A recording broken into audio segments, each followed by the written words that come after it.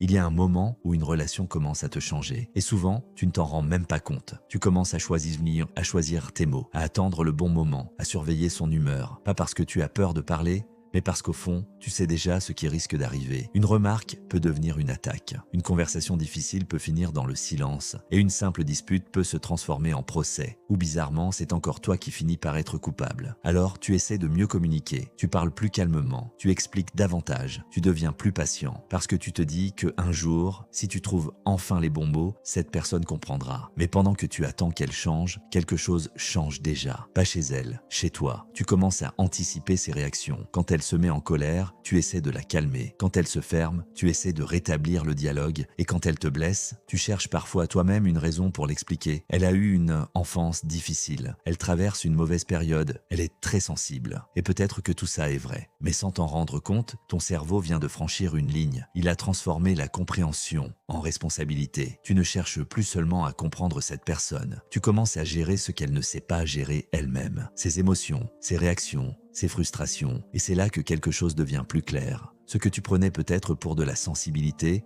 peut parfois cacher autre chose, une immaturité émotionnelle, parce qu'une personne émotionnellement immature peut ressentir énormément. Le problème n'est pas ce qu'elle ressent, le problème, c'est ce qu'elle en fait. La colère devient une attaque, la frustration devient un reproche, le désaccord devient une menace, et dès qu'une conversation devient trop inconfortable, elle fuit, elle se ferme, ou elle retourne la situation contre toi. Alors toi, tu compenses, tu deviens plus patient, plus compréhensif, plus prudent. Tu crois que tu protèges la relation, mais en réalité, tu es peut-être en train de prendre une place que tu n'avais jamais choisi d'occuper. Tu deviens le régulateur émotionnel d'un autre adulte.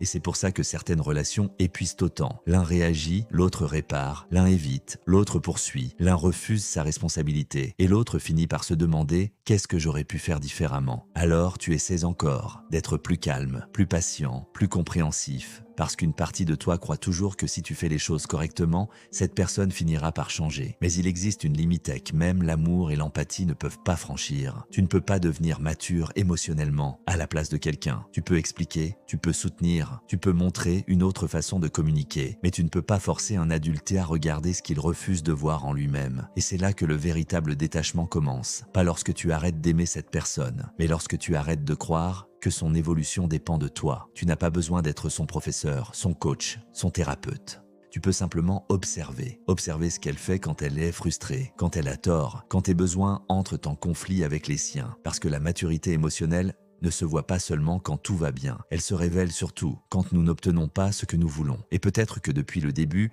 tu pensais essayer de sauver cette relation, mais sans t'en rendre compte, tu essayais d'apprendre à un autre adulte à devenir la personne dont tu avais besoin. Alors peut-être que la question n'est plus comment lui faire comprendre. La vraie question, c'est pourquoi ai-je cru que c'était mon rôle ?